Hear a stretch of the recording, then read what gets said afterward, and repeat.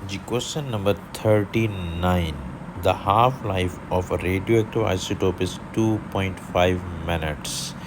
This isotope is the only radioactive isotope in a radioactive sample. पहली बात ये mind में रखें कि उसकी जो हाफ लाइफ दी गई है आपको वो 2.5 मिनट्स दिए गए हैं।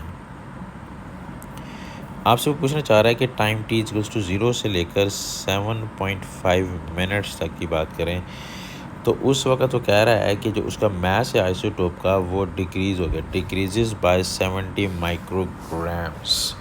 क्या मतलब इस बात का? इसका मतलब ये है कि जब 7.5 मिनट्स गुजर गए तब उसके मास में इतना डिक्रीज़ आया। इसका मतलब है हम ये देखें कि जो टाइम 7.5 है ये टाइम है कितना, ठीक है ना। इसमें अगर ज़ीरो है, ज़ीरो से हम क्या कहें 2.5 मिनट्स हुए तो एक हाफ लाइफ गुजरी। अगर 2.5 से 5 हुए तो 2 हाफ लाइफ गुजरी। और इसका मतलब ये अगर 7.5 तक गया तो कितने हाफ लाइफ गुजरी? 3। इसका मतलब वो ये कहना चाह रहा है कि जब 3 हाफ लाइफ गुजर गई हैं तो उस 3 हाफ लाइफ के गुजरने पर डिक्रीज़ इन मास कितना है, वो इतना है। क्वेश्चन को सही तरह समझिएगा, ठीक है। इसका मतलब है कि ये तो हमें समझ आ गई कि उसने जो हमें टाइम कहा है कि 7.5 मिनट्स तक, इसका मतलब ये है कि 3 हाफ लाइफ गुजर गई हैं। यहाँ से यहाँ 1, यहाँ से यहाँ 2 और यहाँ से यहाँ 3, 3 हाफ लाइफ गुजर गई हैं। तो उस वक्त तक मास में जो डिक्रीज़ है अगर वो इतना आया हो तो शुरू वाला मास बताएं। What is the mass of this isotope at time t is equals to 0। अच्छा, अब आप देखें क्वेश्चन आपको समझ आ गया है। अब देखें जैसे हमारे पास नंबर होता है, नंबर में आप क्या कहते हैं, शुरू में नंबर ऑफ़ एटम्स हैं n नॉट।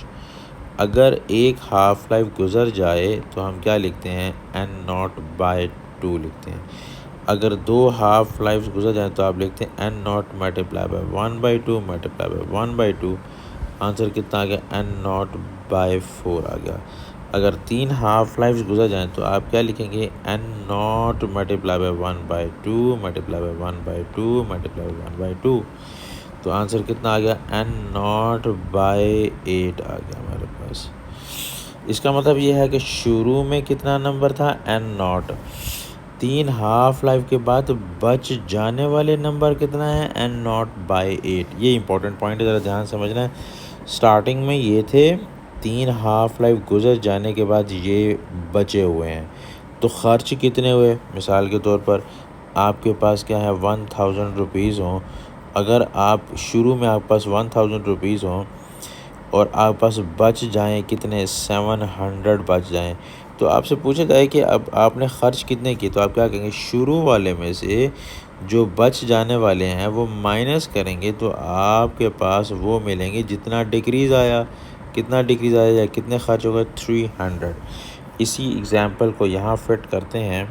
शुरू में है n नॉट, ओके, और 3 हाफ लाइफ के बाद कितने हैं, n नॉट बाय 8। ये बच जाने वाले हैं, ये शुरू वाले हैं, ये बच जाने वाले हैं। हमने n नॉट बाई 8 क्यों लिया है, ये 3 हाफ लाइफ से करस्पॉन्डिंग लिए, 3 हाफ लाइफ के करस्पॉन्डिंग क्यों लिया है, क्योंकि हमें बताया गया कि टाइम इतना है और ये टाइम बता रहा है कि 3 हाफ लाइफ गुजरी, तो हम इसीलिए 3 हाफ लाइफ तक गए। शुरू वाले पता है, 3 हाफ लाइफ के बाद बच जाने वाले पता है। तो खर्च होने वाले कितने हो गए, ज़ाया होने वाले कितने हो गए, डिक्रीज़ होने वाले कितने हो गए, शुरू वाले में से इसको माइनस कर देंगे।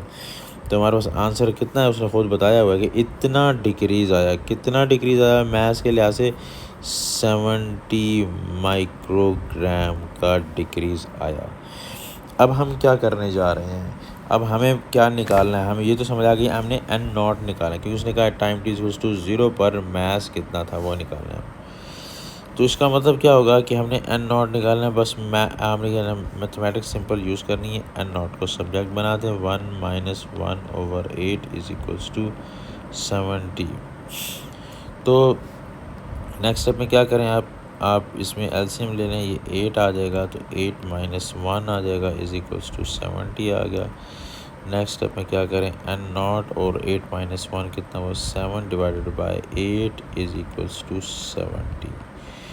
तो नेक्स्ट स्टेप में क्या करेंगे, आप n नॉट निकालना चाह रहे हैं तो क्या आएगा, 70 मल्टीप्लाई बाय 8 डिवाइडेड बाय 7, 7 इससे कैंसिल होगा, ये 10, 10 मल्टीप्लाई बाय 8 कितना आ गया 80। तो हमारे पास 80 माइक्रोग्राम शुरू में थे।